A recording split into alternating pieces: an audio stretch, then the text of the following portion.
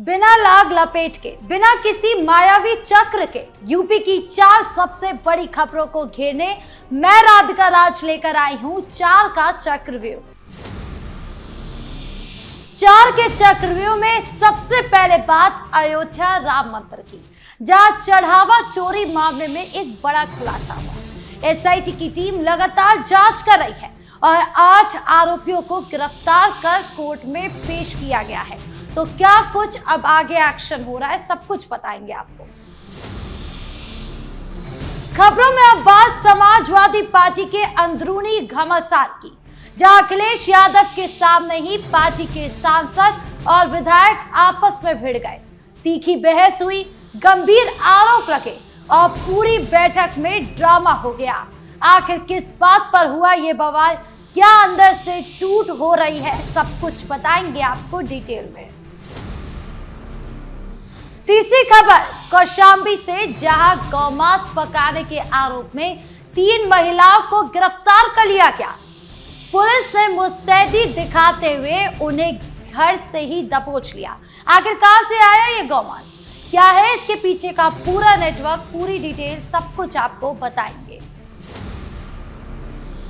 4 के चक्रव्यूह में आखिरी में बात लखनऊ एनकाउंटर की, जहां यूपी पुलिस ने 1 लाख के इनामी शूटर संजय को मुठभेड़ में ढेर कर दिया। बदमाश के पास से हथियार बरामद हुए। बताएंगे आपको लखनऊ के इस बड़े एनकाउंटर और पुलिस के तगड़े एक्शन के बारे में। तो चलिए बिना किसी देरी के शुरू करते हैं 4 का चक्रव्यूह। 4 के चक्रव्यूह में सबसे पहले बात राम मंदिर चढ़ावे की। राम मंदिर चढ़ावा चोरी मामले में एसआईटी की टीम लगातार जांच कर रही है। इस मामले में 8 आरोपियों को गिरफ्तार कर कोर्ट में पेश किया गया। राहत की बात यह है कि चोरी हुए करीब 80 लाख रुपए भी बरामद कर लिए गए। लोग कह रहे हैं कि आस्था के इस पवित्र स्थान पर हुई ऐसी गड़बड़ी को किसी भी कीमत पर बर्दाश्त नहीं किया जाना चाहिए। इस मामले में राजनीति भी तेजी से गरमाई है। अखिलेश यादव ने सरकार पर तीखा हमला बोला। उन्होंने चंपत राय का नाम लिए बिना कहा कि ये सरकार तो दावा करती थी कि इसके राज में इस्तीफे नहीं होते। अखिलेश ने एक्स पर पोस्ट करके लिखा कि भाजपा का लंका कांड अयोध्या में ही होगा। दान भक्तों का मुखौटा उतर गया है। उन्होंने कहा कि भगवान के ऑडिट से भाजपाई गिरोह नहीं बच पाएगा। न केवल अखिलेश यादव बल्कि सीएम योगी ने भी इस मामले पर अपनी कड़ी प्रतिक्रिया दी। सुनिए क्या कुछ बोल रहे सीएम योगी। सनातन आस्था के साथ जो भी खिलवाड़ करेगा उसका भुक्तभोगी होगा। किसी को छूट नहीं दी जा सकती। लेकिन बहनों और भाइयों, मैं आप सबको इस बारे में भी कहना चाहूंगा, पूरे प्रदेशवासियों से मैं कहना चाहूंगा, सभी राम भक्तों से मैं अपील करना चाहूंगा, ये जो लोग आज आक्षेप कर रहे हैं, उठाने का कुत्सित प्रयास कर रहे हैं, इनकी मंशा अच्छी नहीं है। सीएम योगी ने साफ तौर पर कहा है कि जो सनातन परंपरा से खिलवाड़ करेगा उस पर सख्त से सख्त एक्शन लिया जाएगा। खैर अभी तो प्रारंभिक रिपोर्ट आने पर इतने धड़ाधड़ एक्शन हो रहे हैं। जब पूरी रिपोर्ट सामने आ जाएगी तब कौन कौन से कर्मचारी सरकार के चक्रव्यूह में फंसते हैं ये अभी देखना बाकी होगा। खबरों में अब बात लखनऊ की। लखनऊ में समाजवादी पार्टी की एक महत्वपूर्ण बैठक चल रही थी और खुद अखिलेश यादव वहां पर मौजूद थे।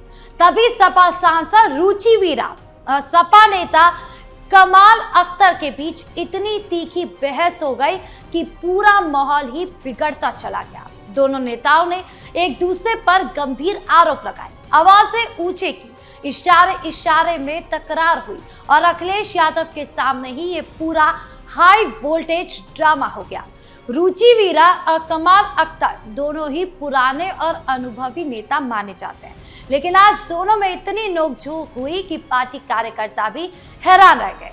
बैठक में क्या मुद्दा था, किस बात पर विवाद शुरू हुआ, ये अभी पूरी तरह से साफ नहीं हुआ है, लेकिन सूत्र बता रहे हैं कि टिकट, संगठन और स्थानीय नेतृत्व को लेकर दोनों के बीच पुरानी रंजिश निकलकर सामने आ गई। कमाल अख्तर ने रुचि वीरा पर कुछ गंभीर आरोप लगाए तो रुचि वीरा भी पीछे नहीं हटी। दोनों ने एक दूसरे पर पार्टी के हितों के खिलाफ काम करने का आरोप लगाया। अखिलेश यादव ने बीच बचाव करने की कोशिश की, लेकिन विवाद थमा नहीं। ये घटना सपा के लिए बहुत बुरी खबर है। बाहर से अखिलेश भाजपा पर हमला बोल रहे हैं, राम मंदिर मामले में सरकार को घेरने की कोशिश कर रहे हैं, लेकिन अंदर से उनकी अपनी पार्टी में अंदरूनी कलह चल रही है। सपा कार्यकर्ता ही अब कह रहे हैं कि पहले घर की लड़ाई सुलझाओ, फिर बाहर की राजनीति करो। यानी इस चक्रव्यूह में अखिलेश की अपनी ही रणनीति और पार्टी का अनुशासन घिरता हुआ नजर आ रहा है। तीसरी खबर कौशाम्बी जिले से आ रही है, जहां 3 महिलाओं को गौमांस पकाने के आरोप में गिरफ्तार किया गया। पुलिस को गुप्त सूचना मिली थी कि इन महिलाओं ने घर पर गौमांस बनाया है। तुरंत मुस्तैदी से कार्रवाई करते हुए पुलिस ने उन्हें उनके घर से ही धर दबोचा। उत्तर प्रदेश में गौ हत्या और गौमांस से जुड़े बेहद सख्त कानून है। ऐसे में ये घटना काफी गंभीर मानी जा रही है। इलाके में कोई तनाव न फैले, इसलिए प्रशासन ने तुरंत सुरक्षा बढ़ा दी। तीनों महिलाओं से लगातार पूछताछ चल रही है। प्रशासन का कहना है कि जांच पूरी होने के बाद आगे की कड़ी कानूनी कार्रवाई की जाएगी। ये मुद्दा सीधे धार्मिक भावनाओं से जुड़ा है। पुलिस अब गहराई से ये जांच कर रही है कि आखिर ये गौमांस आया कहां से था, किस किस के घर में इसकी सप्लाई होती थी और इसका पूरा नेटवर्क कहां से शुरू हुआ। यानी इस चक्रव्यूह में माहौल बिगाड़ने और कानून तोड़ने वाले फंस चुके हैं। चाहे महिला हो पुरुष हो, कानून सबके लिए बराबर है। गलती करने वाले को बख्शा नहीं जाएगा। स्थानीय लोग भी इस त्वरित कार्रवाई की सराहना कर रहे हैं और पुलिस से मांग कर रहे हैं कि इसके मुख्य सप्लायर तक पहुंचकर इस पूरे काले कारोबार को हमेशा के लिए नस्तनाबूद किया जाए, ताकि क्षेत्र में शांति बनी रहे। यूपी सरकार का गौवंश की रक्षा को लेकर जीरो टॉलरेंस का रुख किसी से छिपा नहीं है। यही वजह है कि कौशाम्बी पुलिस अब सिर्फ इन 3 महिलाओं तक सीमित नहीं रहेगी, बल्कि इसके पीछे काम कर रहे उस पूरे सिंडिकेट को बेनकाब करेगी, जो चोरी छिपे इस धंधे को अंजाम दे रहे हैं। जो लोग चंद रुपए के लालच में या किसी सोची समझी साजिश के तहत समाज को सौहार्द बिगाड़ने की फिराक में है, उनके लिए पुलिस की ये तेज कार्रवाई एक बड़ा सबक है।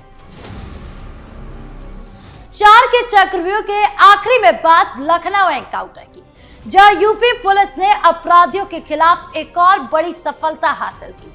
लखनऊ में इनामी शूटर संजय को एक भीषण मुठभेड़ में मार गिराया गया। संजय मशहूर बिल्डर संदीप हत्याकांड का मुख्य आरोपी था।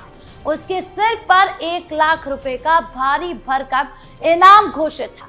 पुलिस को विश्वसनीय सूचना मिली थी कि संजय शहर से भागने की फिराक में है। पुलिस टीम ने तुरंत घेराबंदी की तो बदमाश ने खुद को घिरा देख पुलिस पर ताबड़तोड़ फायरिंग शुरू कर दी। जवाबी कार्रवाई में संजय गोली लगने से गंभीर रूप से घायल हो गया। उसे तुरंत अस्पताल ले जाया गया, जहां डॉक्टरों ने उसे मृत घोषित कर दिया। इस मुठभेड़ में हमारा एक जाबाज पुलिसकर्मी भी घायल हो गया। संजय के पास से अवैध हथियार और भारी मात्रा में कारतूस बरामद किए गए। संजय के खिलाफ 3 दर्जन से ज्यादा संगीन मुकदमे दर्ज थे। इस चक्रव्यूह में वो खूंखार अपराधी फंस गया जो सोचता था कि वो कानून से बच निकलेगा। यूपी पुलिस ने साफ संदेश दिया है कि अपराधी चाहे कितना भी बड़ा क्यों ना हो, उसे बख्शा नहीं जाएगा। इस चक्रव्यूह इस एनकाउंटर के बाद से इलाके के व्यापारियों और आम जनता ने राहत की सांस ली है, क्योंकि इस शूटर का खौफ पूरे राजधानी क्षेत्र में फैला हुआ था और अब लोग खुद को सुरक्षित महसूस कर रहे हैं। देखिए, ये चारों खबरें अलग अलग लगती है, लेकिन एक बड़े चक्रव्यूह का हिस्सा है।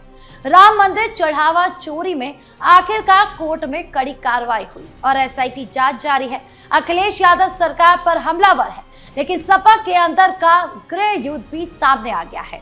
कौशाम्बी में गौमांस मामले में कानून की सख्ती दिखी है और लखनऊ में पुलिस ने शूटर को ढेर कर साफ कर दिया है कि यूपी में सिर्फ कानून का राज चलेगा। यानी यूपी में आस्था की रक्षा, कानून का राज, सामाजिक सौहार्द और अपराधियों पर लगाम, ये सब साथ साथ चल रहे हैं। जो भी गलत रास्ते पर है उसका इस चक्रव्यूह में फंसना तय है। सरकार की नीतियां बिल्कुल साफ है, आस्था की रक्षा और अपराधियों का पूरी तरह से सफाया। आपकी इस पूरे मामले को लेकर क्या राय है, कमेंट बॉक्स में जरूर बताएं। वीडियो अच्छी लगी हो तो लाइक करें, शेयर करें और चैनल को सब्सक्राइब करना ना भूलें। धन्यवाद।